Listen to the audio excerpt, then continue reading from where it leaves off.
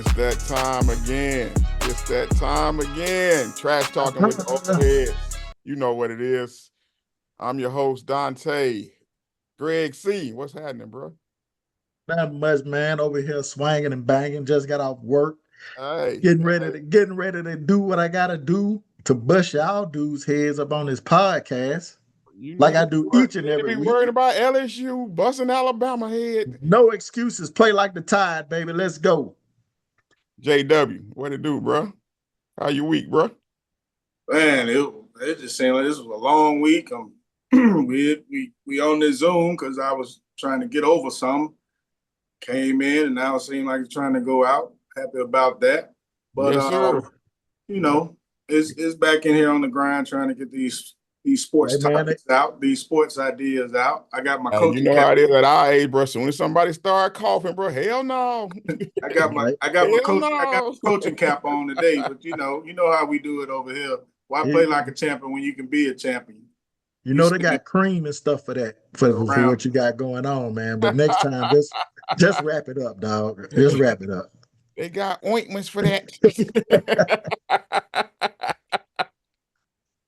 You old enough to know they got ointments for that, sir. Yeah, you too old to be making them type of rookie moves, man. I'll make my marriage jokes off camera so y'all wives don't have to hear me. And use a dental dam next time, okay? Hey, man, it's that time of year, though, man, where everything going down. The World Series is over, so that baseball is done. Hockey done kicked in. I was watching Kansas and North Carolina earlier tonight. I think Kansas. Yeah, Kansas and North Carolina was on earlier. I was early before I started getting prepared for the show. The light-skin apocalypse was out there on the court in North Carolina. Yeah. I don't know what the final was. I had to start preparing for the show, but yeah, I was watching in the first half, and North Carolina looking kind of ass out there for real. Shout out They to won. Did they win? Yeah. They was looking ass in that first half, dog. They was shout out to Ty Havler for being a dirty foot Tar Heel fan out there. The light-skin apocalypse and talk the Tar Heels too. What was the final, G? Hold on, 87-74. Dang, they pulled away from them. All right, okay, North Carolina. I guess they Hubert Davis turned it around in the second half. He must have said something to him at the half. They caught fire. They caught fire for a minute from three.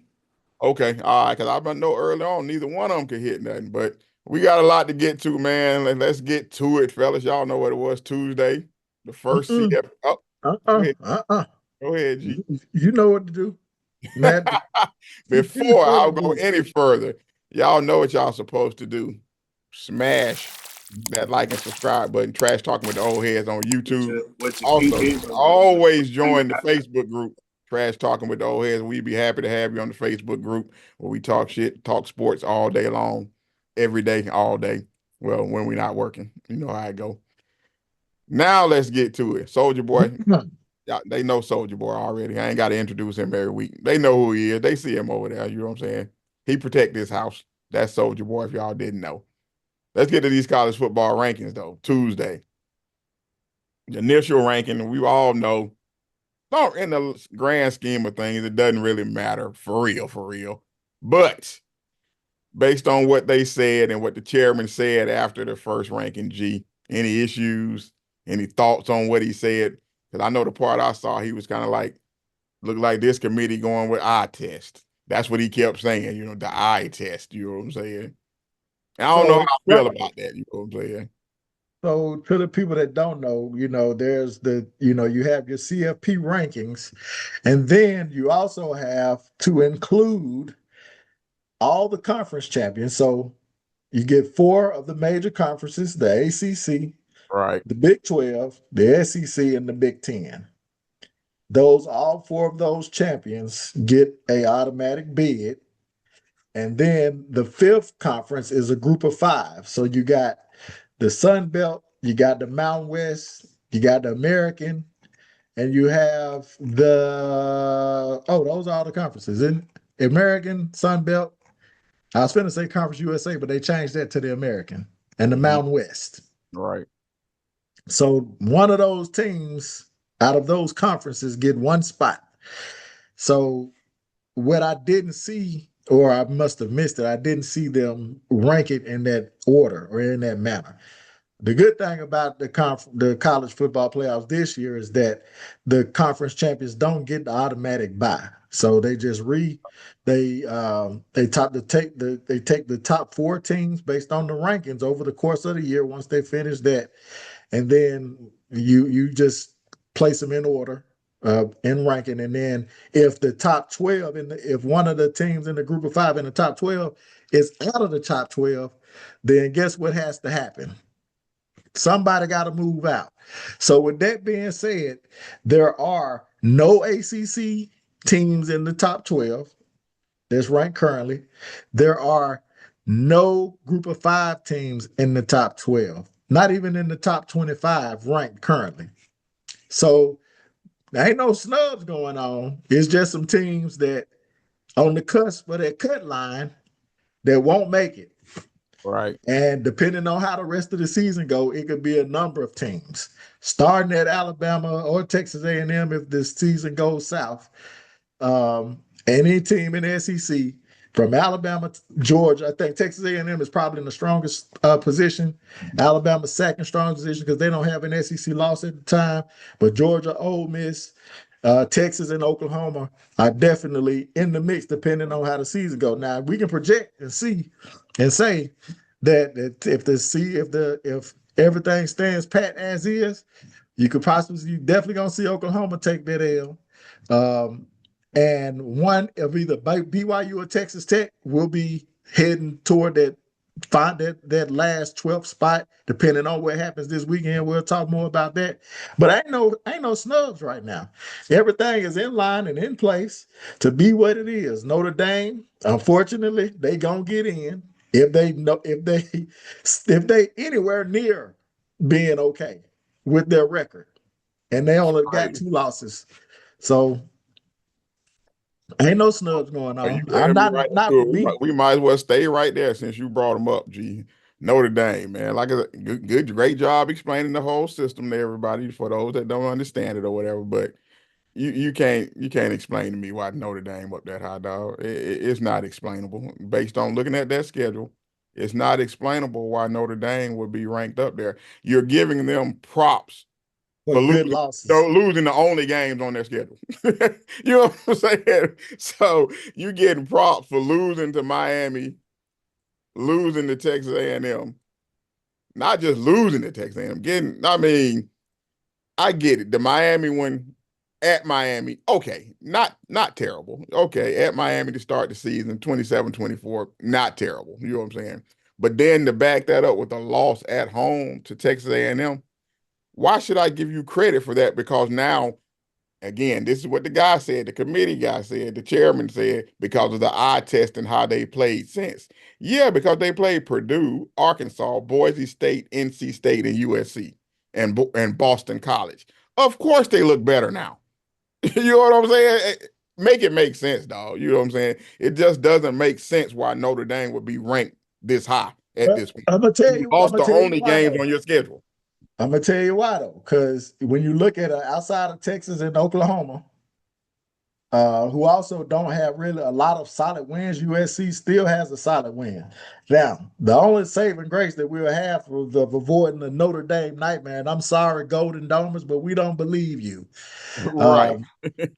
Only saving grace we got is them playing Pitt and them playing Navy. Now, Navy's not ranked, but they are one of the group of 5 teams that's in play to be included in the playoffs, depending on how the season goes.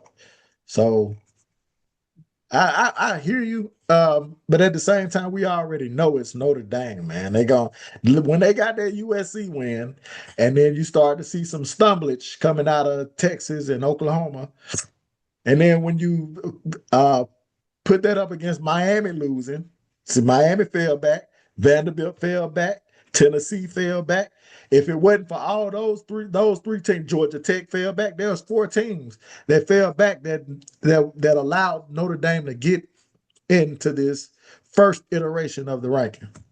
So if you just named 4 teams that fell back, then why in the hell did Vanderbilt not be one of the teams to move up? Notre Dame does not deserve to be in the top 12 at all. Vanderbilt, however, does. They have 3 wins over top 20 teams. Vanderbilt is in the SEC. We always give teams credit for being in the SEC and winning games in the SEC. And then now we get the top 12 teams, and we got an SEC team that's not put in there that has more ranked wins on their schedule thus far than Notre Dame. So yeah, miss me with Notre Dame being in there. And I'm not even a believer. I'm not even a believer in Vandy, but I agree with you though, Jay. You're giving Notre Dame more credit for losing to tough teams than Vanderbilt beating tough teams. for winning teams. And then their loss to Texas was only by 3 points, and they got Texas over them because of that win. But Texas only has 2 wins in the top 20. So was getting their ass that's crazy. Beat. They just came back at the end. It don't matter. Vanderbilt is not a college football playoff team. They not. They just ain't. Neither is Notre Dame.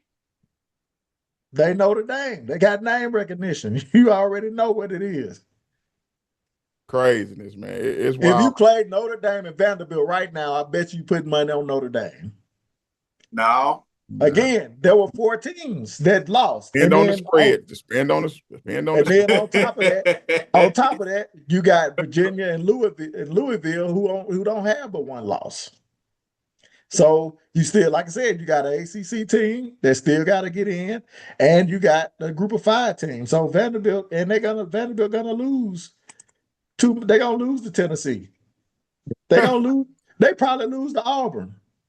Yeah. Now he going into predicting losses as to why I'm predicting Vandy to lose. The top 12 is here now, but he talking about in the future. That's crazy. Well, they ain't in the top 12. They ain't in the top 12. So why are we talking about Vandy? They ain't in it.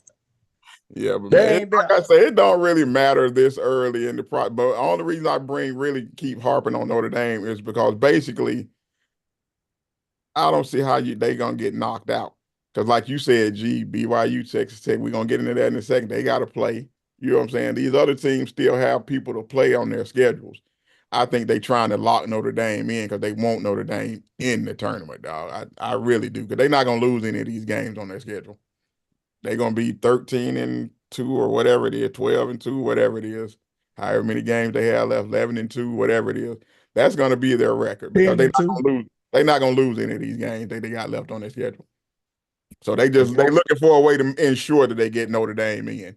They gotta play at Pitt. That ain't gonna be that's the only one, and it's Pitt, dog. Come on, dog. Seriously. We counting on Pitt now. We counting on Pitt to get rid of them. But it could happen because I don't believe in Notre Dame, so they could stumble and lose that game. Hopefully. You know what I'm saying? Yeah, I said it, hopefully. Hopefully they lose, because that's the only way they're going to get knocked out of the playoff. But let's move on, man. Let's talk about these games, man, for this week. Texas Tech, BYU, even though it say bye on the rundown, but BYU, Texas Tech. I guess my question around the game are either or both of these teams. Are they contenders, pretenders? What are your thoughts? I've only seen BYU like twice. I've seen Texas Tech a couple times too. I like Texas Tech's defense. You know what I'm saying? I'm not sure about the offense for real, but you think they contenders, JW? Contenders, pretenders? Either one of them got a shot? On paper, Texas Tech looks like they may have a shot on paper, being the best team in the conference. They got the best defense in the conference, so maybe, I don't know, on paper. But up again, if I'm going to go to whether or not which one is the better team between them and BYU, they match up. They match up well, and again, that's on paper. They match up well on paper. I would just go with Texas Tech because they look like the better team. I like their defensive stats over what BYU is doing, but they're pretty even. They are pretty even.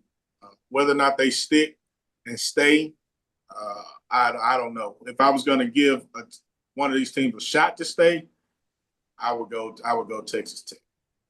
I would go with the Raiders. You believe in either one of them?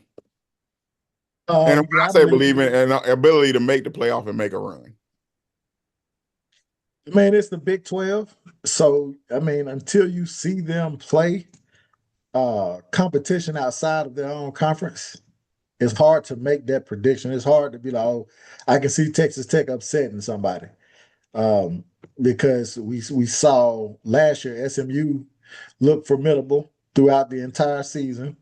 And then, they had a good game against their ACC championship contending opponent in Clemson and almost should have won that game. So that made you say, okay, they stepped up in a better conference. Even though they played in ACC the entire year, we know where they were, as far as geographically and who they had previously had competition against, because last year was their first year in the ACC, right? So you got to go by historical performance, in these situations. And when you look at this team this year, again, their defense do look legit. They do look like they got offense.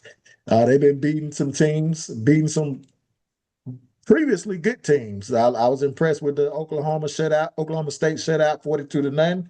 They beat Utah, who was previously ranked, 34-10. Their common opponent in Houston with BYU and Texas Tech. BYU beat them 35-11. Texas Tech beat who did I say? Was it Houston, 35-11. Meanwhile, Utah struggled 24-21.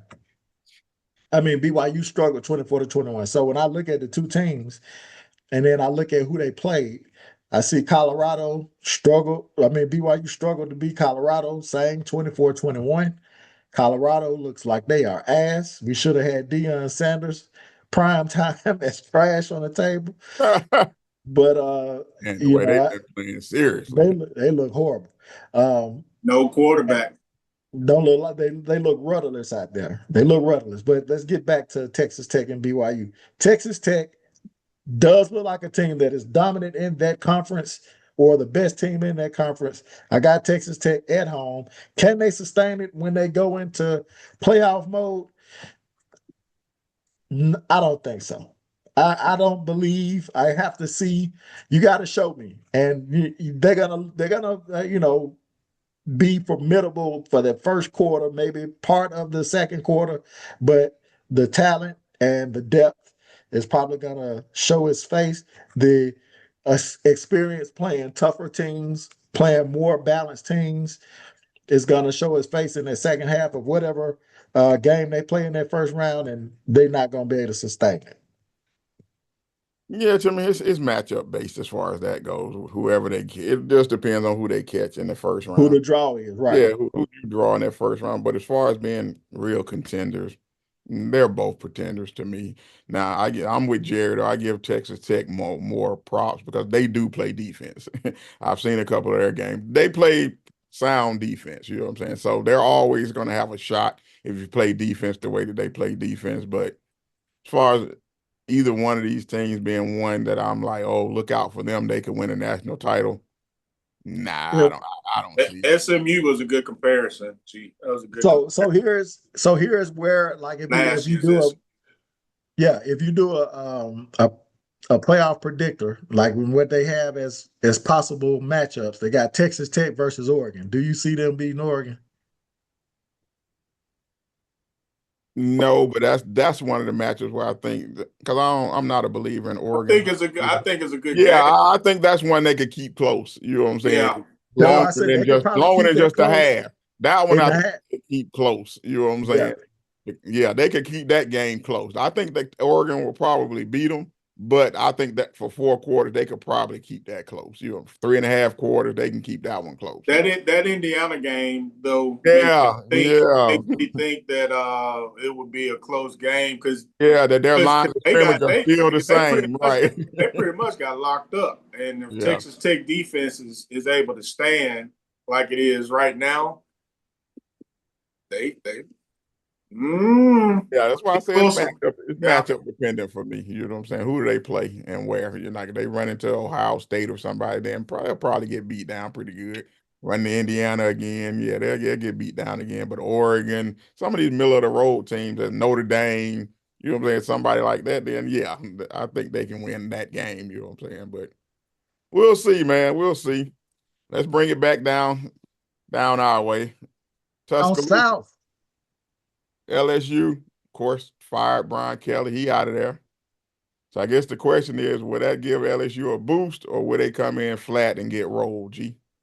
Well, let's start with Jay. Nah, go ahead. Go ahead. I know what you think. I know what Start with the hater. I know what you think, G. The biggest hater. The Bama hater. Oh, man. Will they show some pride, JW, or will they get rolled in Tuscaloosa? I really don't have a feel at all for this game. I reached out to my brother-in-law before we got on to see what he was thinking on it. And he was just like me. He was like, he don't really have a vibe on it either. Don't know which way to call it and ready to, start looking toward next season for his LSU Tigers. Shout out to him and my sister too. They're having a get together for the game tomorrow at some lounge in Inslee. But anyway, hard to say.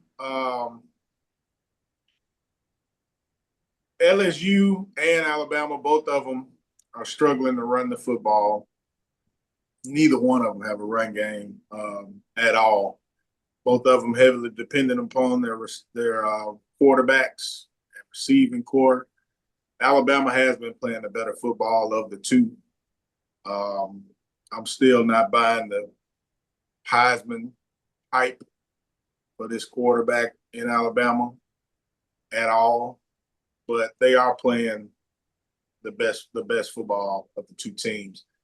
The thing I will say on the LSU side is the only thing they can hope for is that the team rallies around this new coach, and they definitely needed a new vibe, a new voice in the locker room, as they say. I read that Brian Kelly wasn't even allowing former players to attend practices and stuff the entire time he's been in LSU. Now, that's something I don't understand. But the interim coach allowed former players to come. They had some guys come in this week, so maybe that helps the morale. So, maybe they pull a UCLA and rally around this new interim coach and play the Tide tough down in Tuscaloosa. But I doubt it. If I got to pick the game, then of course I will pick the team that's been playing a lot better in Alabama. All right. Greg? I don't give a piss about nothing but the Tide. You know what I'm gonna say. It's Bama all day, baby. We gotta solidify this win. We playing at home. I feel much more comfortable with us playing at home, even though I'm not 100% confident in my coaching staff, particularly because we for whatever reason we cannot run the ball, and it's very, very odd, very odd. I will say one of the things I was very, very upset about them last year was all the QB runs and no runs to the running back. Even though we have not been able to, just maul people in the running game, we've stuck with it, even in situations where we were behind or needing to put some points on the board. And, our passing game has been the saving grace of the team. Ty Simpson has been the best player on the team all year long. I don't know what this dude talking about the Heisman Trophy. He ain't in the Heisman Trophy candidacy is ludicrous and beyond idiotic. I said I wasn't on the Heisman hype. I didn't say he wasn't in the talks. I said I don't like all the Heisman hype. What do you mean? You can put him in there if you want to. You want to crown him, crown his ass. What do you mean the Heisman hype? I say what the people who are doing these things, who are making these judgments and putting these lists together say. And you can't tell me that you haven't been impressed with what this dude has been doing on the field. So I can't. Yeah, you can hate. You definitely can hate. But all in all, LSU has been they haven't been able to do anything really all season long. They hadn't had a good defense. I think they will get a boost. They're going to play us tough because, teams seem to rally around, the interim coach whenever there's an upheaval. It don't seem like they got any love for Brian Kelly. He seemed like he was fake as a $2 bill or a $3 bill. So I do think the team will play better, play more together, just on the strength of that. But it's going to be a close game. We'll pull it out in the fourth quarter. Oh, a close game. Yeah. Nah, I don't see a close game. I think LSU for this year folding up shop. You know what I'm saying? I think they know it's over. You know what I'm saying? I think they have talent on that team? Yeah. But that quarterback overhyped. Their quarterback definitely overhyped coming into the season, just like the one at Penn State. So overhyped QBs, he's not all he cracked up to be. Bama should win this game pretty easily to me. I think they'll fight for a quarter. They'll give it the old LSU spirit for a quarter.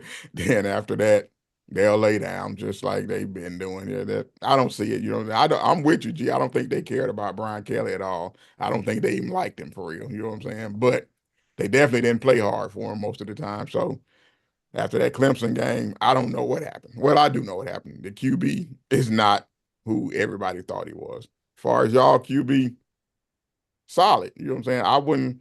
I don't really agree with. I think he deserved to be in the Heisman conversation, but all the number one overall pick stuff that I've been on, I wouldn't go that far with it. But he is having a really, really good year. He deserved to be a Heisman candidate. You know what I'm saying? One of those top probably 3 or 4 candidates that they got right. I think the boy at Indiana and what's the other guy's name? I forget the other little guy's name. You know what I'm saying? But definitely the guy at Indiana. They One in had Oregon. Clowney in there. Yeah. Yeah. Oregon, Dante Moore, Oregon. So Yeah. I think that'll be the group that'll have a shot at it, depending on what happens down the stretch. But Bama should win this game by at least 17. Damn. I see a 17-point victory. Greg, you going down there? Nah. Kelsey said he going down there. All right, let's switch gears, fellas, to the guys that do it for money. You know what I'm saying? Trade deadline came and went. Well, let me say, with the 49ers not doing a damn thing, but okay, that's a whole nother story. A whole other story. You forgot about Julian Saying in Ohio State. He won the top. I did. I absolutely did, sir, because I think he probably the front runner right now, based on record. You know what I'm saying?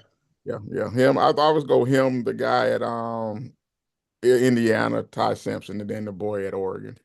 That's probably how I would rank them right now. But trade deadline, a lot of names moving. I ain't gonna say a lot of big names, but a couple big names.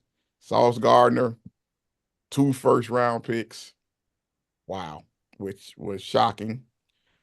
Of course, your Cowboys, G, go get your boy Quinnen. You know what I'm saying? Bring him to Dallas for a first rounder, second rounder, Mozzie Smith. So I guess the question is, any of these moves make any of these teams closer to a Super Bowl? I don't really care about next year and the year after that. For this year, did any of these move the needle for any of these teams? I would say the Seahawks probably got a better boost. They're one of the teams that's competing for. Yeah, Rashid Shaheed. You combine him with Jackson and Jigba Smith. Did I say his name right? Is it Njigba Jackson? Jackson and Jigba. Smith and Jigba? That ain't his damn name, man. JSN. Jackson, Smith, and Jigba. What I say? Okay, I said Jackson and Jigba Smith. Okay, I had the Jackson right. Okay, yeah. Sigma Gamma Rho. By Sigma Gamma. Him with that speed and Cooper Kupp moving, relegating him to probably that slot receiver. It's probably puts him in a better role at his age. I think that's probably if you talking about championship this year, contending for this year, then that's probably the trade that will move the needle for this year. I would say that that Sauce helps the Colts in their defense. but they got Daniel Jones, and we saw what happened last week with Daniel Jones. The pumpkin watch is on. Yeah, and right, and it depends on which sauce they're getting. The first 2 year sauce or the last year and a half sauce. I see any drop off for any of these Jets players on defense is, to me, I blame the team on. At some point, man, you just don't have that same. If you know the other side of the ball can't do a damn thing, either with the offensive line or the quarterback, just ass. I can't give the defensive players that actually are good, have a history of putting good film on, good tape, good film, having good attributes. You have one or 2 year drop off. I can't knock you for that. What? Sauce ain't he ain't no lockdown defender. He never was, in my opinion. He never Man, was a he lockdown was a defender. first team All Pro first 2 years. You know what I'm saying? As a group, this Jets defense has been known to be a good defense over the years. And we've seen in the past, we've seen teams that were led by their defense. Let's go back to the Ravens that won with Trent Dilfer. Now, yeah, they did have Jamal running the rock, toting the mail, but they were led by that defense. So throughout the history of the game, we've seen teams that just didn't have it offensively. Right. Which Now is why they weren't as up, right. they weren't as but what I'm bad saying as is they that, weren't as bad as the Jets now, but even with all defense, that talent they had on defense, they defense struggled because you can't play that many plays on the field and not have a negative impact on your defense. now if you They want were to never. They if you had want to great win, pieces. if you want to win, and that's the only way you can win, then you're gonna play hard to try to get the dubs if that's what you're trying to do. We can I even feel go. that. We can even go to the Browns defense over the years, led by my boy. What's defensive end? Miles Garrett. Yeah, led by Myles Garrett. Myles Garrett's out there trying to win every game. Myles Garrett different hard though. as he I'm not putting sauce in no Myles Garrett in damn here. That's not Myles no, what Garrett's I'm what status. I'm saying is you were saying that you give a pass to the defense knowing that their offense is that bad. No. Come on, man. You taking it wrong. What I'm saying is that I'm not giving the slippage totally on the player. I have to attribute the fact that they played for the Jets and the Jets offense being so trash and the team being so ass. It will impact your play, especially if you're not a tier one talented player. Sauce is good, but he ain't one of the best. He ain't Pat Surtain. Well, the question was which of these moves helps the team get to the Super Bowl. And if you think adding a wide receiver is gonna help the Seahawks get to a Super Bowl, you're out your goddamn mind because that ain't gonna happen. For You me, the question was which one of these trades helped the team get closer to a Super Bowl? And like I said, if you think the Seahawks getting a wide receiver is gonna help them get to a Super Bowl, you're out your goddamn mind. So if I'm looking at this realistically, then I gotta go with the Eagles for adding a cornerback, another linebacker. They lost a lot on defense. The Eagles did, and their secondary has shown this year that they need some help. Now they've eked out some games by the style of play that they're playing. They're playing a very safe way out there on the field, but shoring up their back end and getting in another linebacker. Hopefully, they're trying to boost up their pressure. I think that allows them to get a step closer and get back to the Super Bowl. Is it the end all be all as far as the answer? I don't know. I mean, we don't know yet until we see them play, but addressing those issues, I think keeps them right there in the lane where they want to be. Yeah, I would tend to agree. I didn't mind the move for Shaheed from the Seahawks. I thought it was a good move. It's what they needed. Their defense is already solid. They shored up the other side as far as wide receiver. I don't know if it gets them closer to a Super Bowl. I think the Eagles did exactly what they needed to do. Got another pass rusher, went and took a shot on your boy from Green Bay who went to the Ravens, wasn't getting any PT. I'm not sure what's happened to him though. Alexander. Thank you. I'm not quite Thank sure you. what's going on with him. Thank you. That for me is still a question mark for me because he couldn't get on the field Thank for the you. Ravens after they went and got him. I'm not sure what the deal is, but I'm not sure where his head is. You know what I'm saying? He fell out in Green Bay, but only thing I would say is Green Bay wanted him. You know what I'm saying? So, but they just couldn't get him to act right. So obviously there's still some talent there. So I'm just not sure where his head is at this point. But the Jalen Phillips move is a good move for them because they needed more pass rush other than just Jalen Carter. So I like what the Eagles did. I think for me, and we'll get into them in a second here, I think they're still the front runners for me as far as the NFC. If everything to me still goes through Philly, when I look at the landscape of the NFC right now, it's Philly and then everybody else for me. You know what I'm saying, as far as that. So what they did, I thought they came the closest to getting themselves back to a Super Bowl. The other stuff, like I said, the Sauce one, honestly, I thought the Jets won that trade. You know what I'm saying? Just being honest, I thought the Jets were getting 2 1s and Adonai Mitchell. I thought the Jets won that Sauce trade. I'm like, Sauce is a nice player, but like G said, you gave up the same compensation that Dallas got for Michael Parsons for a cornerback. Like, that's not shut down. He's not Patrick, like you said, G, not Patrick Surtain. So, I mean, what exactly are we doing? You know what I'm saying? So, and for me, as far as the Colts, they're just as likely with Danny Dimes to be back towards the lottery, or not the lottery, but towards the top of the draft next year. So that pick very well could be very good, that second one, you know what I'm saying? So I'm just not a believer in Danny Dimes at this point. And to give up that much for a cornerback, just a bad move to me, you know what I'm saying? Because you're not winning Super Bowl with Danny Dimes. I don't care. He not at home or on the road, he not beating Josh Allen, he not beating Pat. He not winning that game. I'm sorry. I don't care if it's in Indy, he losing to both of them.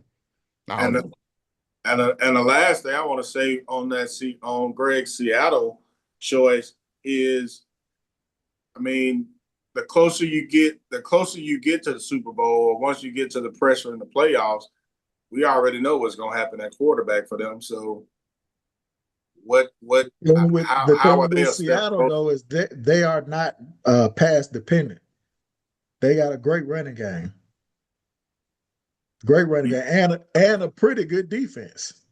The defense is really good. The defense is Exactly. really good. Yeah, So the defense is definitely as their far as saving the Eagles grace. are concerned, I think the Eagles they're going to be where they're at without the trades. But you're Without the gonna trades. have to throw the ball if you led by your run Because game. You I still don't think none have of to the throw the cornerbacks ball. that they got, the 2 cornerbacks they got, I don't think they improved the defense. Quinshawn Mitchell is going to be their best defender. Is going to give them depth, but Zaire hadn't been good. Maybe that's Uh, what they wanted. Jalen Maybe they just wanted Jalen depth. Jalen Phillips has been hit or miss. He hadn't been the same since he tore his ACL last year. Now he's definitely been the Dolphins' best pass rusher, but I don't think he moves them any further than where they would have been already. They already a top tier team in the NFC. The Seahawks is right below to me, right below that cut line of the top 2 or 3 teams in the NFC, and I think we're adding a speed merchant like Shaheed is going to open up the field for Jackson Smith and Jigba. He's probably making the case for the best wide receiver in the game Yeah, he right on now. pace to break Calvin Johnson's record. So I don't know. Of course, it was with an extra game. You always got to put that caveat out there. He gets an extra game, but he's on pace to break it at this point. You know what I'm saying? To come. No, I'm not saying the Seahawks will win, but I'm saying it will give them it boosts their Super Bowl odds with that trade Yeah, than I think to do it, So you like their run game gonna have to get much better though. They're like 22nd running the football. The run game gonna have to get much better. If you're gonna ride the arm of, you're gonna tell me you riding the arm of Sam Darnold all the way. I'm gonna say at some point I'm with Jerry. He gonna turn back into a pumpkin at some point. Yeah, because do you like Seattle out of the NFC West or the Rams? It's gonna be the Rams all day. No, I don't like the Rams at all. I think Seattle gonna win the West. You've been saying that all year. I don't like the Rams whatsoever. They ain't good to me. Okay.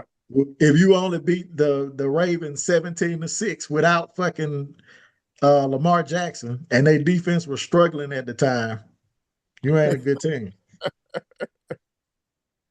Hey, we'll find out. Well, my Niners will find out this weekend. We shall see. You know what I'm saying? But let's get on to the games of the week, man. Patriots headed down to Tampa to visit the Bucks. Bucks coming off their bye week. You know what I'm saying? So they're well rested. I guess the question is, man, who you got, Baker or Drake? Who you got in this one? Woo, woo. Woo, woo. We know you hate everybody named Drake, Jerry, so we know who you got. I mean, Baker Mayfield is I guess he would be the consensus better quarterback. Drake has been balling. I mean, straight balling, dog. He has been balling. I didn't see this coming. Now I'm just gonna be honest. I didn't see him coming. Yeah, it's early, but I didn't see him coming this year like the way he. The Buccaneers needed the break to try to get as healthy as possible to get back. They've been doing it seemingly with smoke and mirrors. Yeah, a lot of injuries. with the injuries that they've had on this squad. I'm gonna go Patriots because Drake May has been, like I said, he's been balling. He's been playing some real good ball. Vrabel has his team playing together. I've always liked Vrabel as a coach, for whatever reason, not just because they say he's a player coach, but I've liked some of his quality wins over his career. That's really what it is.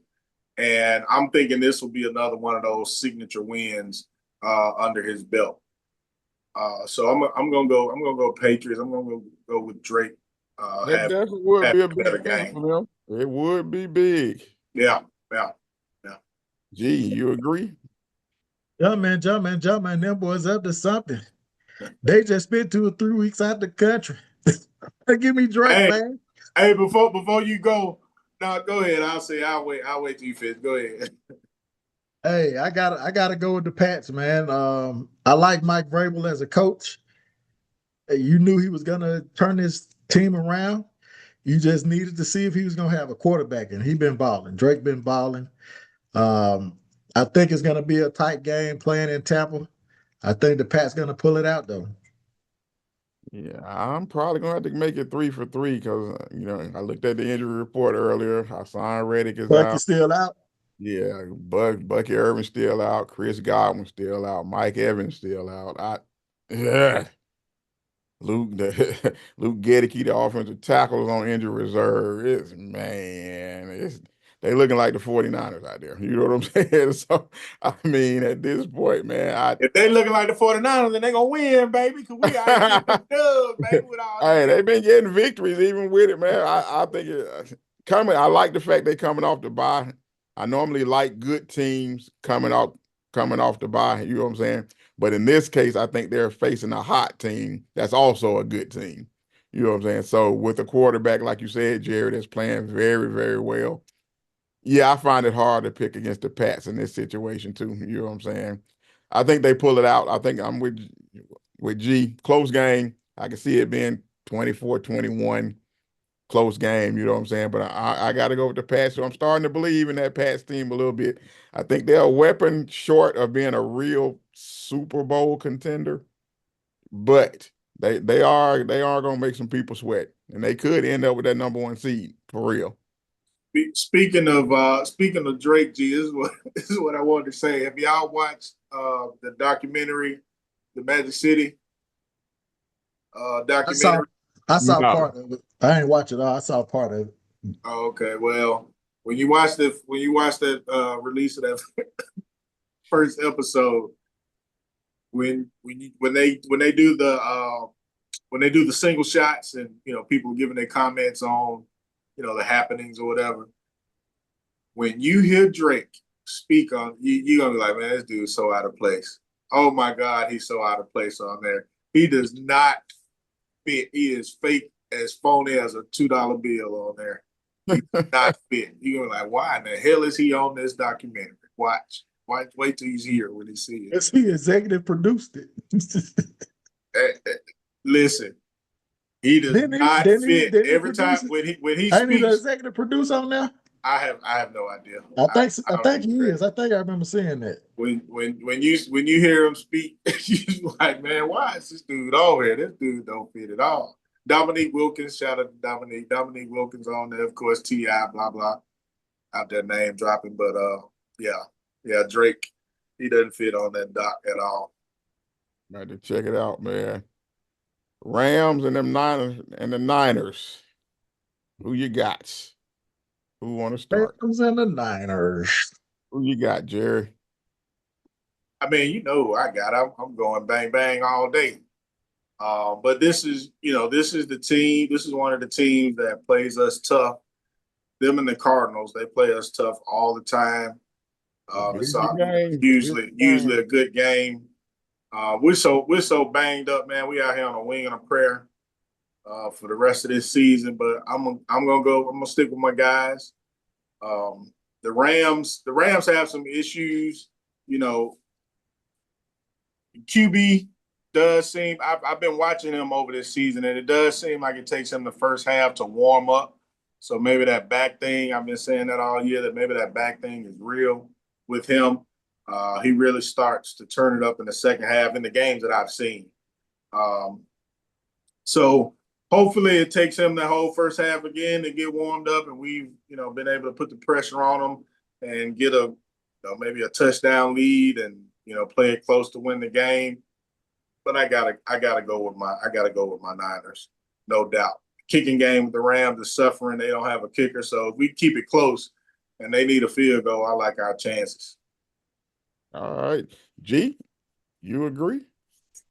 I agree, man. I don't got nothing for the Rams. They're a hit or miss team. They beat up on bad teams, and any team that got any shred of competence on offense and defense, they can't put it together. I think Matt Stafford, even though his numbers look good, there's just something off. You know what I'm saying? They should, with Puka Nacua and Devontae Adams, they should be lighting the scoreboard up. And they just ain't doing that for me. So to hell with the Rams. And to hell with the 49ers too. I wish they ended the time. They got Stafford, he got some touchdowns. His touchdown to it's 21. I said the numbers look good. Yeah, they're talking about him in the MVP conversation. He's having a really, really good year, actually. What is it, like 21 touchdowns and 4 interceptions or something? Yeah, something like that. Yeah, so he's having a really good year. So he's definitely in the MVP conversation if they keep winning. But man, I want to pick the Niners in this spot, man. But that defense, man, I just don't know how long they can keep it up. You know what I'm saying? Michael Williams goes down last week. You know what I'm saying? Man, fuck it. I'm going with Rams. Let's go. Fuck the 49ers. Man, I don't know how we're going to pull this one out, but I'm going to go Niners. That's my heart over my head. You know what I'm saying? I really don't know how we're going to win this game. Other than the fact that we find a way. Yeah, right, exactly. We find a way to beat the Rams. You know what I'm saying? Normally, you know what I'm saying? We find a way to beat the Rams, and I think it'll be just like the first game. They'll turn the ball. We'll make them turn the ball off. Something will happen. Well, we'll beat them again this time. I don't know how. You know what I'm saying? Because the defense at this point, man, I don't know how Robert Saleh keeping that thing together, but he is. You know what I'm saying? So we'll see. It's always a tough game with us and the Rams. We know how to play them. They know how to play us. It could go either way, but I'm going to go Niners by 3. You know what I'm saying? Niners by 3. Oh, we playing it. It's in L.A. Yeah, but that's just a Niner home game. Anybody that play L.A., pretty much it's a home game for them. You know what I'm saying? The Rams fans don't always show up. You know what I'm saying? They kind of like the Charger fans. Just depends. They'll sell their tickets. You know what I'm saying? They'll definitely sell their tickets. You know what I'm saying? So we'll see, man. We'll see. It's a big game for them, so maybe they'll show out. You know what I'm saying? We'll see. All right, let's speed it up though. Chargers, Pittsburgh. Who you got? I'm going Chargers. I need the Chargers to start looking like the team they did at the beginning of the season. I know they got some injuries, some major injuries or whatever, but I need them to, because I still believe in the coach. I believe in Khaki Pants, old ball coach. I believe in them. I need them to start looking formidable right now in the middle of the season. The Steelers, man, I keep trying to give Thomas credit. They did get the win last week, and I didn't expect them to beat the Colts. I didn't expect them to beat the Colts, but they did. If they play like they played against the Colts, then they can beat anybody. They really can, because they really did take away the run. They took away the run game. They definitely got after Danny Dimes in that game. They look like the Steelers of old as far as defensively, that is. And then Aaron Rodgers had enough offense to get the win as well. So, but I'm going Chargers. I'm just hoping they wake up. I like that team on paper, again, minus the injuries and whatnot. If Herbert can step into his own again and just start looking formidable and start, looking like a believable team down the stretch, because they starting to turn back into the old Chargers. That's what it looks like. G, who you got?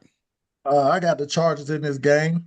I think it's going to be a low scoring game. No, I don't see the Steelers defense going back to where I saw some good stuff with the Steelers defense last game. I think Justin Herbert had his moment to shine. I think that the Chargers offense did what it did early in the season, and I think it's plateauing out. I got the Steelers. The Chargers winning the game, but I got the Steelers keeping it close, and it's going to be a low-scoring game. Give me the under. Yeah, 3 for 3. I got the Chargers, man. It's, to me, everybody's on. The Steelers defense played very well, but as a team, you got 6 turnovers and you won by 7. Right. You know what I'm saying? So that let me You know were your a offense ain't +5 really. on the plus Yeah. minus, and you won by 7 points. You know what I'm saying? That doesn't look very good to me. You know what I'm saying? That says a lot to me about that game. Should have been a blowout, and it wasn't. Your offense is anemic. You know what I'm saying? It's not. Aaron Rodgers is doing enough for him not to beat you, get you beat. But that defense is not going to keep getting 6 turnovers every week. It's not that kind of defense. This year in the ranks, you look at their rankings for the year, it tells you it's not that kind of defense. The old guys showed up for one game. They played well. The front played well. Watt, boy Hayward, they showed up for a game. But at this point, I don't think they can bring it every week like that. And so for me, the Steelers, they lose this one. You know what I'm saying? I think that, like you said, it'll be a good game because I think the Chargers with the injuries can't score a lot either. So the Pittsburgh Steelers will be able to keep it close, but Chargers win, man. Chargers win. Let's get to the one that matter. Yeah. Monday nights, the defending champs head to Lambeau to face, was a lot of people's pick for the Super Bowl, the Green Bay Packers. I don't know why, but I have no idea why. But everybody was a Jordan Love believer after those 9 games. He's been inconsistent ever since. G, in this game, who you got, bro? Who you got? Give me the E-Gals. The E-Gals, the E-Gals, the E-Gals. I think one thing about the Eagles is that they're gonna find a way to win. Their running game hasn't been working as well as it did last year. To the last game, yeah. The passing game has been up and down, mostly down. From they may go one half, they look unstoppable. The next half, they look like they belong in the FCS2 school as far as the passing game is concerned.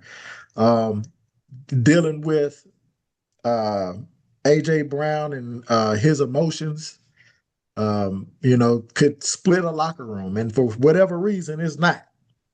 It's not, and they're continuing to stack wins, build good habits. It looks like they defense lost a lot of pieces, as y'all said earlier in the podcast, but they still winning, finding ways to stop teams. And there's something to be said for that. And it's going to be another one of those up and down, ugly games. It might, look good for a half, look good for a quarter, and it's gonna bog down. Both offenses are the same. Like they can catch fire, and then they can just look anemic, both in the pass and the running game. And I don't see Jordan Love or the Packers being able to overcome their anemic inefficiencies, and the Eagles are. Give me the Eagles 24-17. JW. Yeah, I'm going calling scores on y'all bitch asses. I'm going. I've been giving out the scores on mine. I'm going Eagles. I'm out on these Packers. Tying against Dallas, who are putrid, and then losing last week to the Cardinals 16-13. Man, I am out on these Packers. Parsons. Panthers. I mean, yeah, the Panthers. Parsons has not, other than those early games or whatever, he's had some impact on their defense. But I hadn't seen them look. Say what now? He didn't last week, and that's when when he was with the Cowboys. That's when he really showed up on defense, or when he didn't show up on defense with a team that was really just about running the ball. They was committed to running the ball. And that's when he had the least impact. And my Niners gave everybody that blueprint year after year with these damn Cowboys. With Parsons over there running the ball at his ass every time. We gave that blueprint out years ago. So that ain't no secret. But he has made an impact on their defense, but it hasn't been as dominant as the hype made it seem at the beginning of the year. And he talked it up himself, and he started talking Super Bowl and shit like that. Get out of here. I'm out on the back. Talking that shit. That was somebody else. That was the media talking that shit. No, Don't do that to Michael. He said that himself. He didn't say that. I'm out on the Packers. I'm looking at this game as the Eagles game to get their ship back on track, get them in order. I'm looking at the run game to definitely get going against this Parsons-led defense. They stick to it. They should be able to get the same results as the Panthers did. Yeah, give me the Eagles. Yeah, it's a clean sweep on that one, but I'm not blaming Micah though. That Pack defense is ranked 5th, so it's not the defense. The defense not, and they actually leading against the run 71. What is it? I think they're giving up like 89 yards a game against the run. So it's not the defense. It's that damn quarterback. It's that quarterback everybody crowned way too early because he got paid. They paid him because they had to pay him because he sat for 3 years. Then he made a little run in the playoffs, and they felt they had to pay him. So what do you say about the Cowboys game when you say it ain't the defense? To me, it's hit or miss. Like I said, it's inefficiencies on both sides of the ball. They can stop you sometimes, and then sometimes they cannot do anything with you. They couldn't. Hey, they didn't make the Cowboys play other than that 89 yards a game against the run is 89. At this point in the season, the numbers are what they are. If you're giving up 89 yards a game, you playing hella run defense. You know what I'm saying? That it just is what it is. Your run defense is but like I said, there's hit or miss. Sometimes they can stop you, sometimes they can't. They didn't hold Rico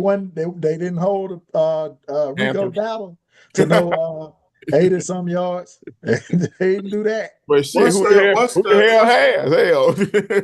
What's the word on Saquon? They played the week before. What was it? The Dolphins? The Dolphins stopped his ass. And we know what type of defense they got.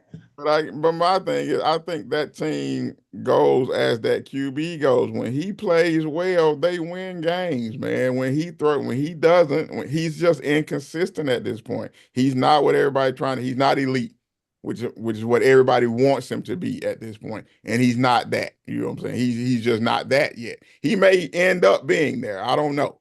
But at this point in his career, he's not that. He makes some really bonehead decisions. And I hate quarterbacks who you always have to have in the shotgun. That tells me the coach doesn't believe you know what you're looking at. To me, you know what I'm saying? When I'm watching games, you always have to be in the shotgun. That means your QB don't know what he's looking at. He's not processing yet. You know what I'm saying? He don't know what he's looking at for real. He need that extra time to see the field and know what's going on. I don't trust him. You know what I'm saying? They definitely not a Super Bowl contender to me. I don't see it. You know what I'm saying? I think the Eagles win this game. They definitely cover the spread. That's coming up in just a second. They definitely cover the spread, and the Eagles win this game, man. It's an easy pick for me on this one. It's not even close for me. The Eagles will win this game. What's been the buzz on Saquon Barkley? Nothing. I mean, the talk that they've been saying at this point, the line is getting back together. They're getting healthy again. He had his first really breakout game in the game before the bye. So we'll see if it continues against the Pack. Like Greg just said, Carolina ran at them. You would think that the Eagles are able to do it. You know what I'm saying? We'll see. You know what I'm saying? Coming off a bye, they should be well rested. Saquon should be well rested.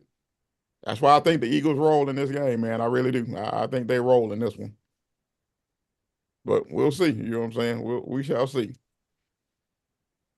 Now, let's move on to I got 5 on it. It's that time, fellas. It's the midway point. We're about 8, 9 games in, depending on if your teams had their bye at this point or not. Seen a lot of football to this point. I need them top 5s, fellas. Give me the top 5. Who want to start? I'm ready. Let's go. I'll go in y'all's order this time. I normally go 1 to 5, but I'll go in y'all's order this time. At 5, I got the Lions. I got the Lions at 5 because they still play their type of football. No matter what's going on, injuries be damned. Still a believer, huh? Yeah. Number 4, I got Seattle. Just dog the shit out of them, but I got Seattle at 4.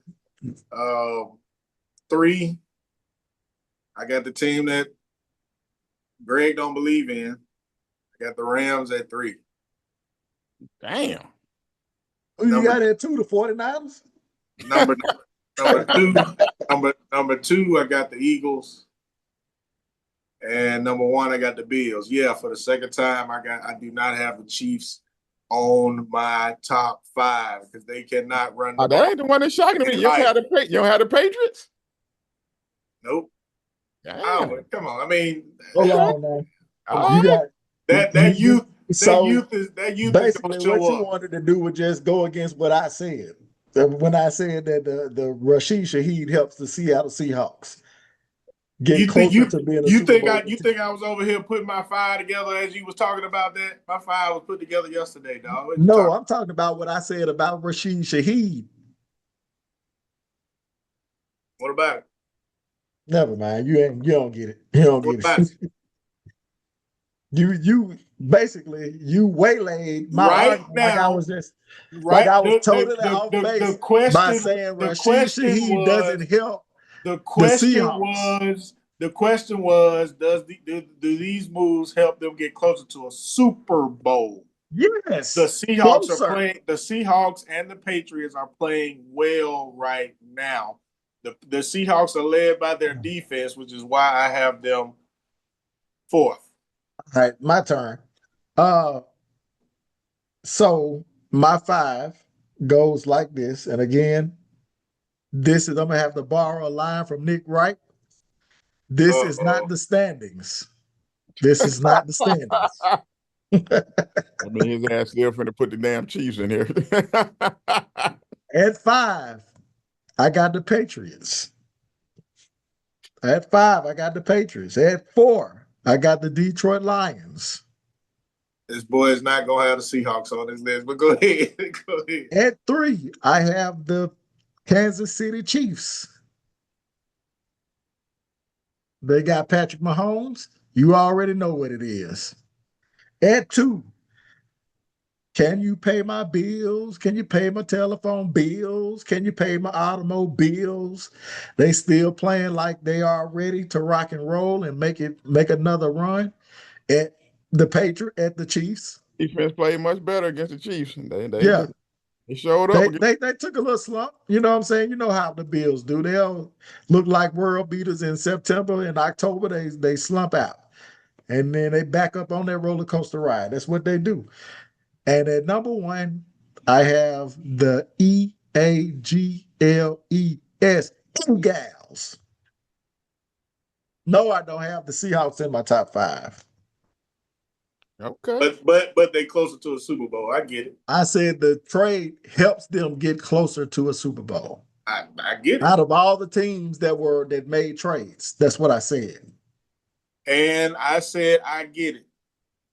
And you made a whole bunch of noise for no reason. Get it. As usual. No, I don't. Par for the course. Well, with mine, man, I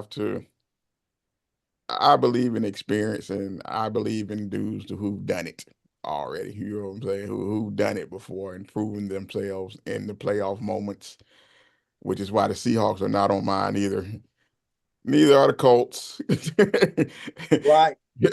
I'm not in. Neither are the Broncos. You know, I lived in St. Louis at one time. You better not have the Broncos on there. At one time. All right. You got to show me, goddammit. And some of these quarterbacks ain't showing me shit when it mattered. You know what I'm saying? So give me at 5, give me the Rams, man. Stafford, whatever you want to say about him, man, he got a Super Bowl win. You know what I'm saying? He's led a team to a Super Bowl. I got to have him in there. You know what I'm saying? Now, this one kind of goes against what I said, but the team itself, I'm kind of with Jerry on this one. They've been building. I still think they have the formula to get it done, the physicality up front to get it done, even though the offensive line took a hit with the center retiring right before the season. I think that did take them out of whack just a little bit. But give me Detroit. You know what I'm saying? Goff, he's been to a Super Bowl. He's led a team to a Super Bowl. You know what I'm saying? So give me Detroit and Jared Goff at 4. At 3, I know y'all gonna clown this one just a little bit. And I get it. You know what I'm saying? I completely get it. You know what I'm saying? I get it. But hear me out. Hear me out on this one. Got to take a look at their schedule and what's coming up. Take a look. You better not say the Ravens. Take a look at how the defense. You better not started to play a little bit. You know what I'm saying? You better not say the Ravens. I'm just saying, take a look at it. You know what I'm saying? Take a look, and give me the Ravens. You know what I'm saying? Give me the Ravens at right there at 3. You know what I'm saying? Because I think they coming. You know what I'm saying? I believe they're on the way. Now you want to agree with me. I believe they on the way, sir. You know what I'm saying? You ain't have the Ravens on your list. What are you talking about? Agree with you? Hey, this game against Minnesota is gonna tell me a lot, though. You know what I'm saying? It's gonna tell. They should go in there, shut down the young boy at quarterback. I'm not putting them in there because they 3-5 right now. Right. That's why I said that one. You know what I'm saying? For me, it made me not want to do it because they're 3-5. But I still think they're gonna win that division. I don't believe in Pittsburgh. I don't believe in Aaron Rodgers. I don't believe in the Pittsburgh defense. I think that showing last week was fool's gold. That's a one-time event. You look at the rest of the games and what they've been doing all year, bullshit. I need them to show up again this week, baby, for my fantasy team. Who are they playing this week? Chargers. The Chargers. We just talked about it. What's wrong with you? Hey, I'm telling you, that ointment will help. That ointment will help. Number 2, give me the Chiefs. I know they're 5-4. It's Patrick Mahomes, man. I'm sorry, it's Patrick Mahomes. You know what I'm saying? It is what it is. You know what I'm saying? And give me at number 1, give me the Bills. You know what I'm saying? I believe after what I saw last week, and I know I had been hard on the Bills because of that defense. You know what I'm saying? But that was a damn good showing against Patrick Mahomes and the Chiefs. And I know they had some linemen go out early in the game. I think the left tackle got hurt early in the game or whatever. But the way they were physical with the Chiefs gave me hope that they've maybe turned a corner for real on the kind of football team that they are. You put the Ravens at 3 and left the Eagles off your list, bro. Fuck the Eagles. Yeah, your list disjointed like a motherfucker. I don't know. This looks like a knee without an ACL in it, Bob. You got ham, no burger, peanut butter, no jam. Because the Eagles, after the bye, man, the last thing they have to show me is that they're over all the dysfunction with AJ Brown. I still want to see where that's going. You know what I'm saying? It's something to that. It's simmering and it's been there, and AJ won't let it go. I don't know if he wants to be there. You know what I'm saying? So they got to show me that they over it. They got to show me that they over that whole deal with AJ Brown. They're gonna end up firing that offensive coordinator. That's what they're gonna think so. Something got to come to a head. Either he got to get with the program again and become a part of the whole again. You know what I'm saying? And stop talking after every game. And that's why I'm hoping that they win this game, because I want to see what happens. I really want them to win without him being a part of it and see what happens. You know what I'm saying? Hey, I'm gonna tell you, like the old drunk folk used to say, you used to hear these the winos on the corner. He used to hear this shit all the time. You just miserable. And you want everybody else to be miserable. That's AJ Brown. He just miserable. The Eagle fans I know, they've been saying they want him off the team. Because the thing is, they should be clear favorites, which they might be, but until, I don't know, they got to rein him in, man. You can't win no Super Bowl and then a week or two later say what you said and then continue There's to something be wrong with that, dog. You know what I'm saying? He basically saying I'd rather lose and get my numbers than win the Super Bowl. You know what I'm saying? That's what he's saying. I'm sorry, there's something wrong with that, dog. It's something wrong with that. You know what I'm saying? I don't know, man. It's something up with that. Money coming to play, man. Get damn near 200 yards receiving and say using me but not using me. What? Man, what are we doing, bro? Like, are you trying to splinter the locker room on purpose? You know what I'm saying? I don't know, dog. I don't know. It's something up with that. We'll see. Maybe in the locker room it's probably, maybe it's an ongoing joke or something, inside joke that they got, that they know.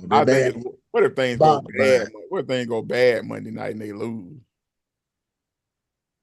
We'll see. We'll see. Too late to make a trade, so. Yeah. Oh, yeah, it's over now. You stuck with him now, so we'll see what happens, you know what I'm saying? But we saw the bullshit that happened last week with that cash talk. The NFL will humble your ass real quick. Miserable. You just miserable. And you wanted everybody else to be miserable. Yeah. I'm like, damn, everything went wrong. First time G come out here making a goddamn pick, my pick's fucked up. First time you bring your ass out here making a damn lock of the week, all my damn picks fucking up. The lock went south. The lock went south and everything went south with that shit, dog. Everything went south with it. But that's all right, man. We're going to get back on it this week, man. Go 3-0 this week, man. Of course, I already told you about the Eagles. Give me the Eagles at Green Bay. You know what I'm saying? I've seen it anywhere between 1.5 and 2.5. I don't know what it's showing right now. You know what I'm saying? It was showing 2.5 earlier. Either way, give me the Eagles. I think they win straight up. You're going to give me points to go on top of it, I'll take that too. You know what I'm saying? But I think they win straight up either way. So Eagles at the Pack, give me the Eagles plus the points. Number 2, we talked about all these games already. Patriots at the Buccaneers, give me the Pats and the 2.5 all day. I'm all over this one. I think this is a good spot for them. Like I said, I normally like good teams coming off buys, but with all the injuries that the Buccaneers have, I just don't think they have enough horses right now to beat a Patriot team that's playing really, really good football right now. So give me the Pats at the Buccaneers plus the 2.5. And last but certainly not least, give me my boys. I've been staying away from picking them. But in this game, man, I'm rolling with them because I think they need me to pick them this week. You know what I'm saying, Jared? I think they need me to pick them in this spot. Plus the 5.5 points. You know what I'm saying? I think we keep it within the 5. And I'm not sure we're going to win it. But I know we can keep it within 5.5 points. Give me the 49ers plus 5.5 versus the Rams. Bang, bang. Bang, bang, all day. All right, go through it again. Go through your list. Right. Eagles plus the 2.5 Packers. Pats. Same 2.5 at the Buccaneers. He low balling. Low 49ers. points. Exactly. We ain't scared. 49ers. Plus 5.5 versus the Rams. The Rams to win? No, I'm taking the Niners plus the 5.5. Oh, plus the 5.5. Yeah, but you picked the Rams to win the game. I think the Rams probably will win the game. No, Okay. I actually picked us, but I think the Rams probably will win that game, though. All right. Here it is. The lock of the week. The lock of the week. Let me get that under 41.5. Broncos and Raiders. No.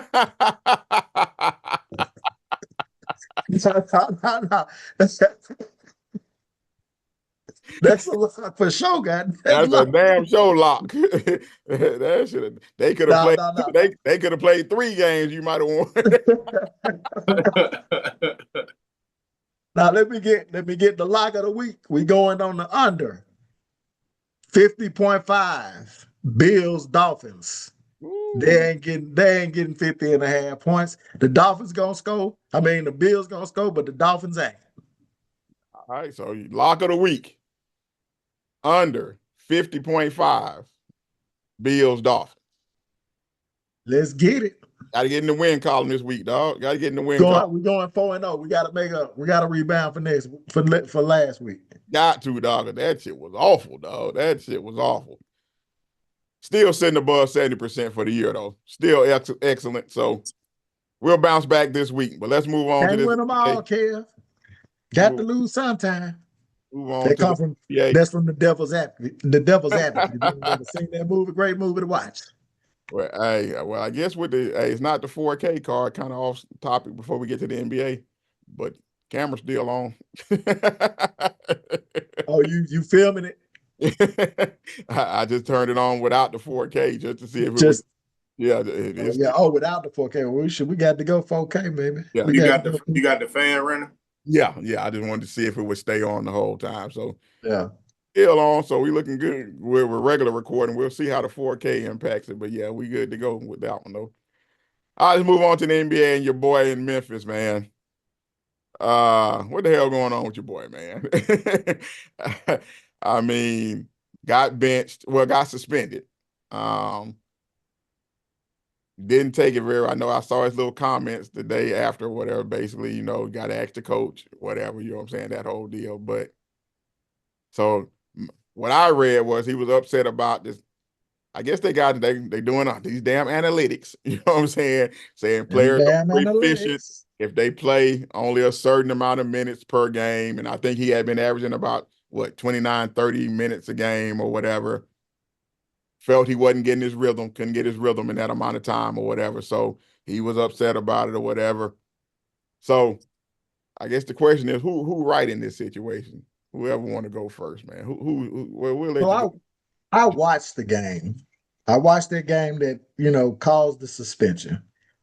And the effort that he didn't show that Udonis and Blake Griffin talked about after the game. I didn't even watch the show. I didn't watch the post-game show, but it was noticeable.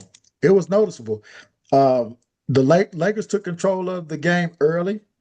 When Ja hit the bench, the second unit came in and turned it around to where they end up leading at half. They went on like a deep run just on effort plays, playing good defense, moving the ball, attacking. And you didn't see that from Ja. Even on the offensive side of the ball, you didn't see him just really going at it, being very aggressive. And it was kind of odd to me. And it definitely showed its face in the second half. And I believe it was because, and I'm just guesstimating, but based on what the comments that were made after the game and the suspension, I believe the coach may have, was benching him on purpose, especially after that first quarter. Let me jump in. Into that second quarter. It stemmed from a post-game exchange with the coach after the loss Friday versus the Lakers. He challenged Morant's leadership in the locker room, and Morant responded in a tone that the franchise deemed inappropriate, so he was suspended. So what I'm saying is even before that, it seems like when Ja came back, it seems like he was sulking because he didn't continue the energy that how sometimes you may come out lethargic in the first quarter depending on how many games you played or whatever may be going on. You may not have gotten up for the team or whatever. But it's usually when the bench mob come in, that bench mob mentality, the starters come back in and they try to continue that level of energy, right? Right. When Ja got back in the game, he was a liability on defense and he wasn't doing anything on offense.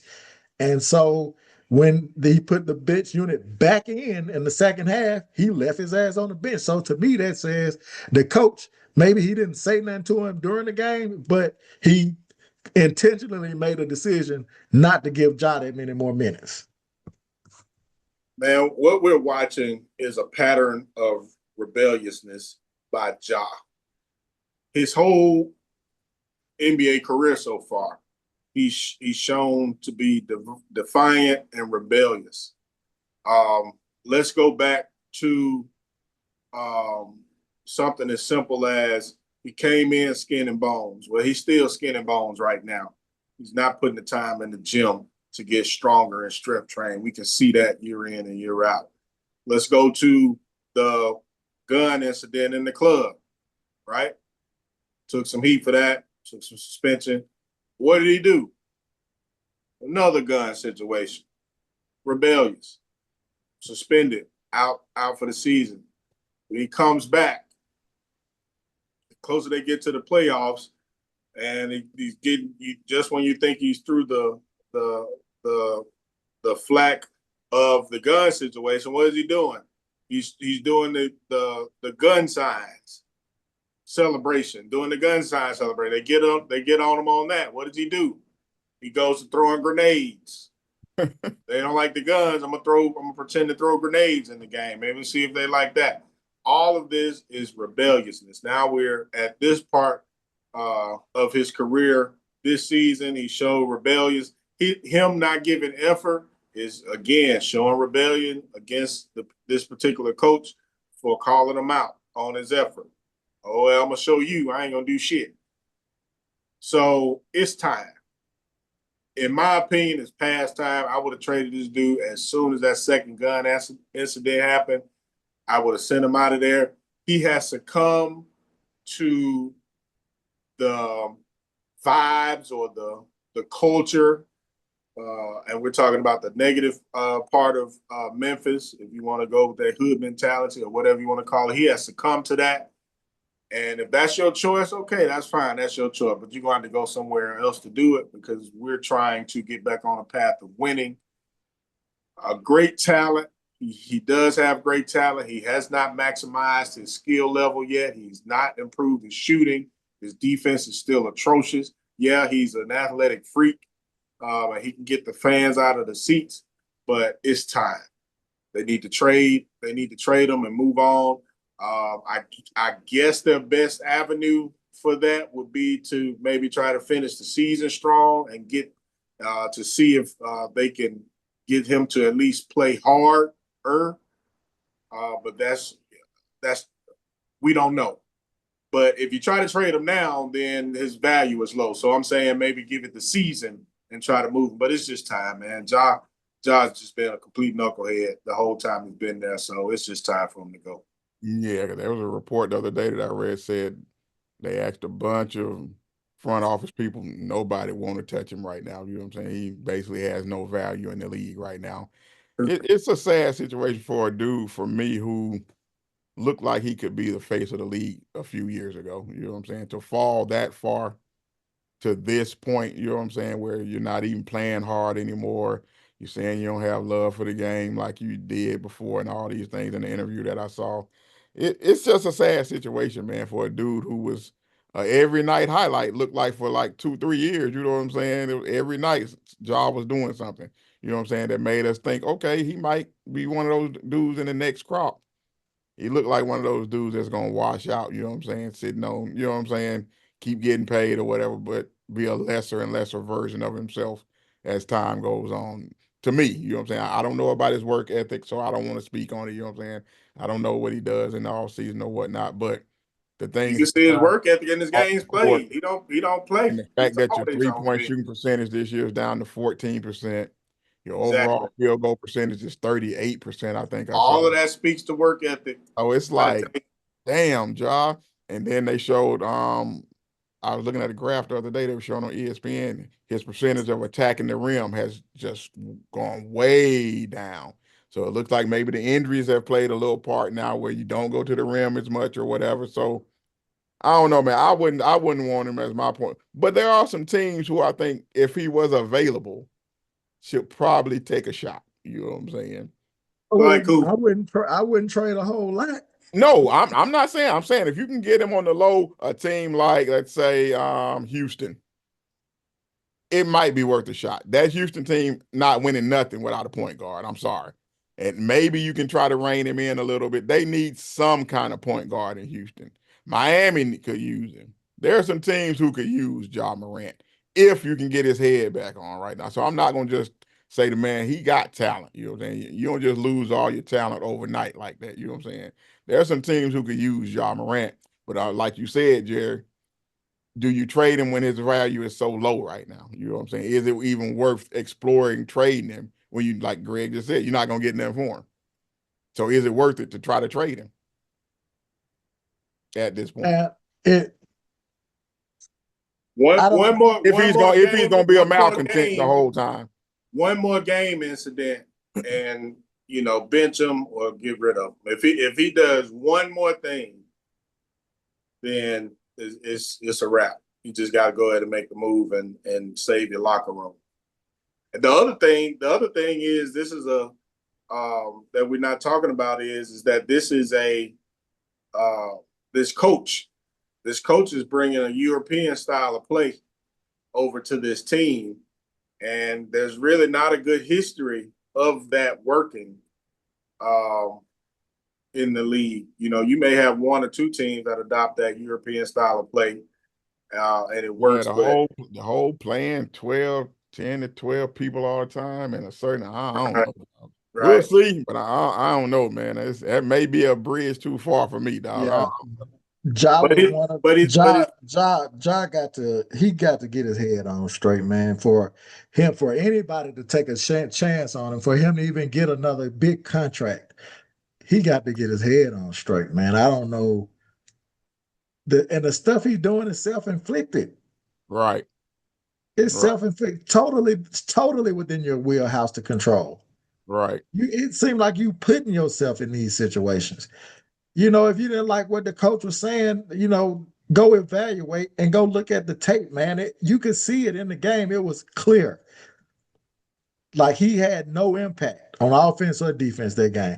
And you shooting 14%, your PER is down to 15.1. You have your win shares is 0. It's bad, bro. It's bad, bro. Yeah, it's real bad. So we'll see where it goes, man. I just, like I said, my biggest. Him and Zion, man. Zion, the most disappointing players. Disappointing. AAU teammates. South Carolina, both from South Carolina too, right? Yep. Damn. Yep. What y'all doing over there, South Carolina? Dang.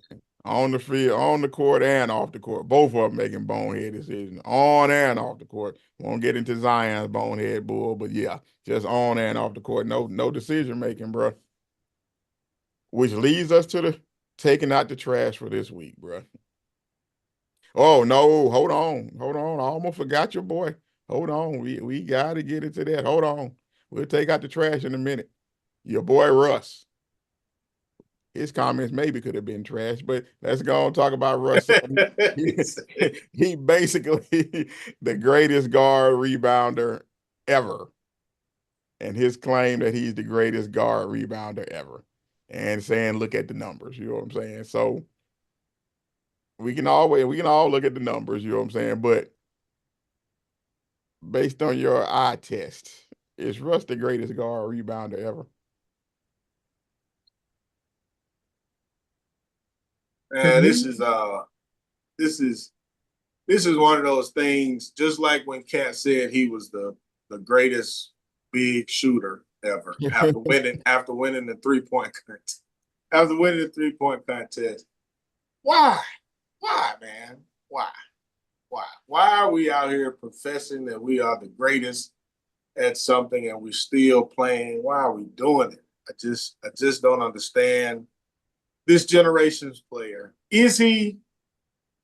I don't know, but when I go look at the stats, if I look at total career in rebounds, I think when Greg looked at it early, he saw that he had the most rebounds in that category. Okay, all right. Well, I always go to the per game. And per game, Oscar Robertson is ahead of him at 7.5, damn near 8 rebounds per game. And then after that, you got Magic Johnson, 6'9" point guard rebounder. I don't remember any controversy around their rebounds. I don't remember anybody talking about the centers and the power forwards blocking out so he can get 2 rebounds. I don't remember any of that. I don't remember the discussions on any of that. So if I put everything together, I don't want to skirt tail around anything. My first response is, why are you doing it? But are you? I have to arguably, we'll just say arguably, but I got to go with what I'm seeing in that per game. And in the per game, I'm looking at Oscar Robertson and Magic ahead of him. So I can't just give him that title because he has the most rebound. They didn't play the same amount of time. If they play the same amount of time he has, then theirs are higher as well as far as total for the career. So why are we doing this? I don't understand it. Gee, any issues with it? I mean, I don't have an issue with it. Is he wrong? He has an argument, but he's not far-fetched. I don't think he is, because if you just go by total rebounds, you know what I'm saying? Then because he's played the longest. So I won't say he's necessarily the greatest, but he's one of the greatest. The elephant in the room. What about all them ones where he was going to get it and take it from somebody else just so that's what I wanted to get to. You know what I'm saying? Let's just cut to the chase. You know what I'm saying? He did that shit a lot, G. Right. Out of position rebounding when it would have been best for your big to get the board and swing and push it up the court. That's the part I wanted to get to, and why you're not a winning basketball. Now hold on, because there are some times where the person who gets the rebound starts the break. A good thing. It is a good thing. He definitely could be a one-man break for sure. It is a good thing in certain instances, but until he got to the cup at the other end and fumbled that shit all up out of bounds. But go ahead. To your point, there were times where he was going out of his way to get rebounds. Right. And you could tell he was not even in the floor of the game, just going. Yeah, you know what I'm saying? He'd be all out of position. Instead of you stand, that Ibaka's there to get it, or whoever was your power forward or center to get the rebound. Steven Adams, I believe, at one point. Instead of you chasing the triple double, right? And I can't remember who it was in the interview. It's an old school big dude said he would have elbowed his ass dead in the goddamn face, and he wouldn't have done that shit no more. Because you trying to do somebody else's damn job. You know what I'm saying? Like if you down there already and they come to you or the ball kick out on a long 3 and you grab it, cool. But you going and intentionally, chasing boards. Just to get the triple double. Right. Because I remember seeing a play. I can't remember exactly what play it was, but either he chased the rebound. Like he did something to try to get his number to that triple double number. And it was hilarious. It was like all out of whack. It was all out of the floor of the game. Crazy, man. It's like, at this point, at some point he knew that was his legacy. And he couldn't turn it off. You know what I'm saying? He knew his legacy was tied to those triple doubles.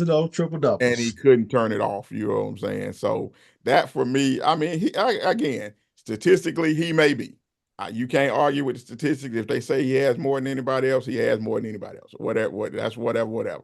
Yeah, by a long shot from the guard standpoint, Yeah, by a long I shot, think total. Jason Kidd is up there, so yeah, fine. If he's got the most, he's got the most. But I saw some of these games and I know how he went about it. And I just find it hard to respect how he went about getting a lot of those rebounds. You know what I'm saying? Yeah. I just So do you respect it more that is done within the confines of the game? You needed the boards, you get the boards, and versus somebody who's trying to sculpt and stick with a narrative, for however many years he did it or right. whatnot. It's just disingenuous. Yeah.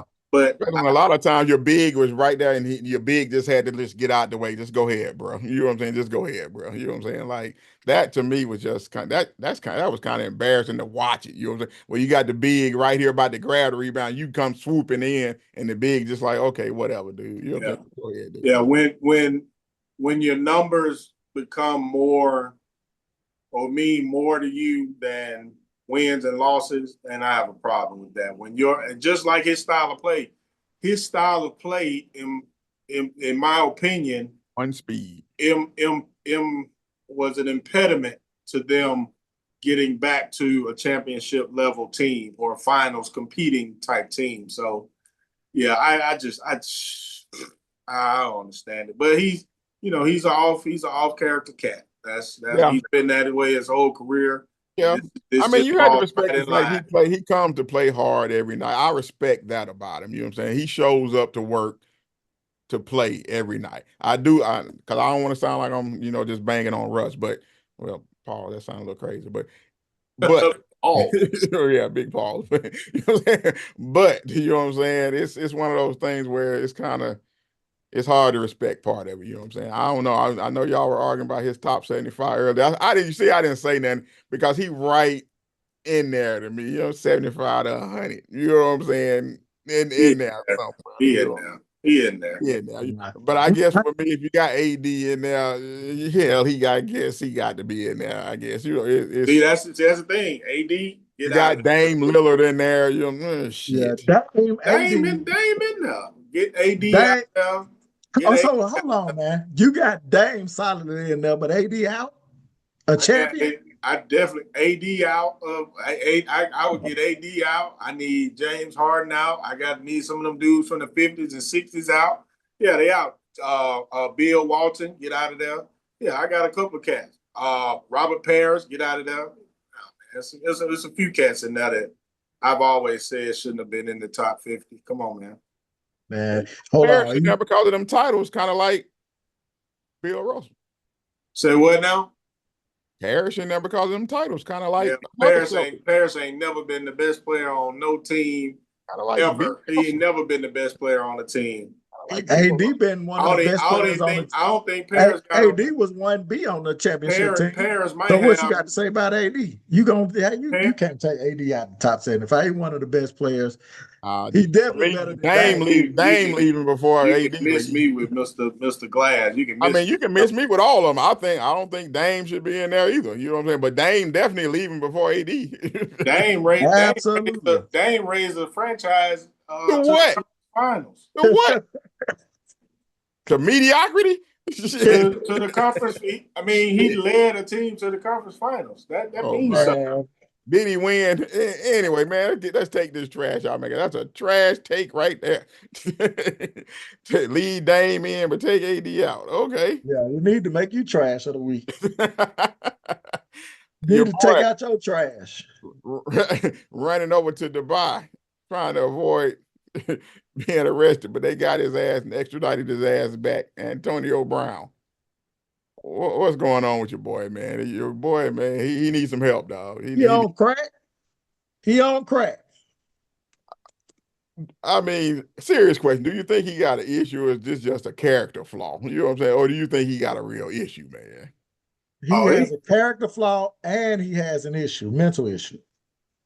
Yeah, he has some unaddressed mental challenges.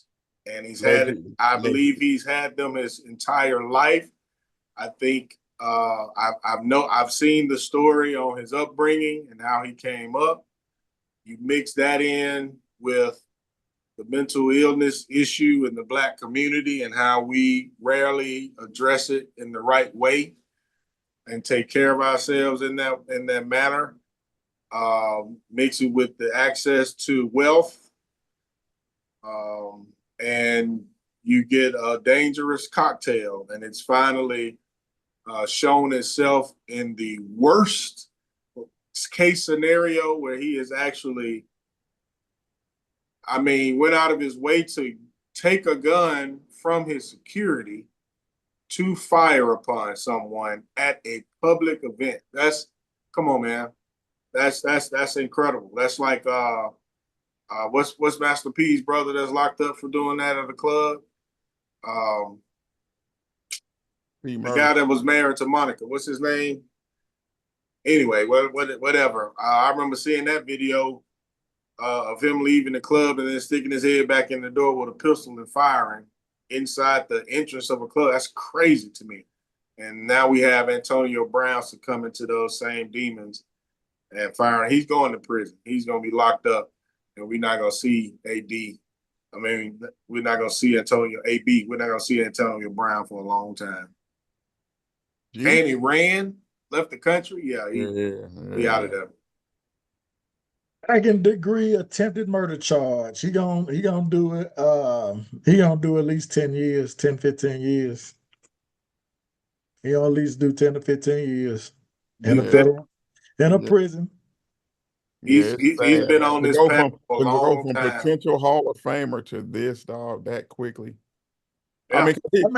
Whatever anybody think, he was on a Hall of Fame trajectory, dog. Yeah, in Pittsburgh, but after that, yeah, that's what I'm saying. Right. It seemed like after that incident that got real public about him, Tomlin was in the locker room and he started screaming. The camera and everything, right.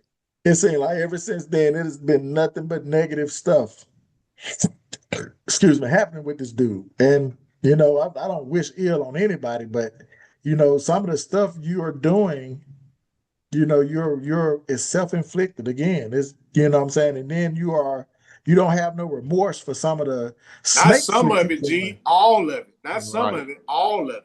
Well, I don't know all of the stuff, but I'm just saying it just seems like he's the instigator. He's doing the snake shit, and he has no remorse for any of it. Mental. Yeah, no accountability on his part whatsoever from the interviews and stuff that I've seen. It's like I said, it's another sad situation. I'm with you, Jerry. It's one of those things where you think about his mental health and where is it, you know what I'm saying? But I'm a person that just can't. There's some character stuff with him too, though. You know what I'm saying? He showed himself to be kind of an ass before all of this. You know what I'm saying? Yeah, for sure. When he, you know what I'm saying? So it's like abusing women, right? Having work done and not paying people, right? But I guess they say allegedly. You know what I'm saying? So just in case, But yeah, man. So it's definitely some trash what he did trying to run, man. I don't understand that part. I don't know why you thought you could run to Dubai and everything would be good. You know what I'm saying? But because he's not right in the head. Right. Who thinks that? When you're not right in the head, you think. Right. You know what I'm saying?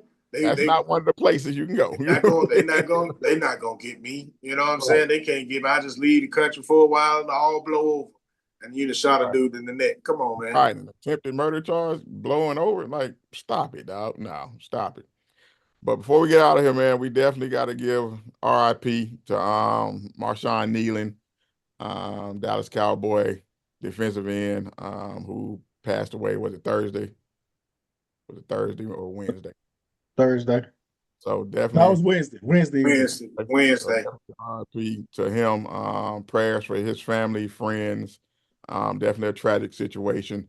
G, being a Cowboy fan, I don't know if you had anything you want to say, bro, but there's definitely. And actually, I think it was Tuesday night. It was Tuesday. No, it was Wednesday night. It was that Wednesday morning. But yeah, man, it just seems like he was going through some, and we've been talking about mental illness with your boy Antonio Brown. In this situation, it seems like he was dealing with a lot of turmoil too. I heard it was, I think, the year anniversary that his mom passed. and he had been struggling with it. So I think that, it brings you to, what I'm saying, think about your own mom's mortality sometimes and how you will react in those situations. Like certain people, deal with things differently. You know what I'm Am I saying? strong enough to deal with something like, you know what I'm saying? Yeah. Yeah. Yeah. So it's, just a sad situation that he just thought he just didn't have no other avenue and other than to take his life. Now I don't know if that was it, if there was any other turmoil. I know, more information will come out as, time goes along, but it's just a sad situation all around for him to be so young and to take his own life. Right. Absolutely. So definitely prayers for him, his family, his friends, and everyone that loved him. So, but that's it for this week, fellas. We appreciate everybody tuning in, trash talking with the old heads. Do not forget to smash that like and subscribe button on YouTube. Also, you can join the old head movement on Facebook, trash talking with the old heads. And we out of here. Peace. Man,